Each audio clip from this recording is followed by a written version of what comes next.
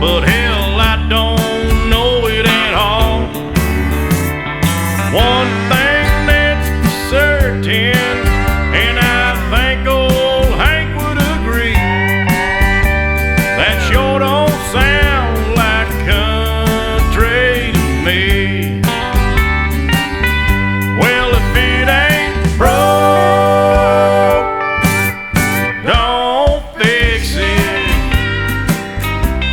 If it ain't Johnny, Merle, or Hank, or Waylon Jennings, yeah, if it ain't got that honky-tonk horn like Ernest Tubb had from the start, if it ain't broke, don't fix it. Well, nowadays in Nashville is like the Hollywood of the South. So-called country singers singing songs they know nothing about. Swimming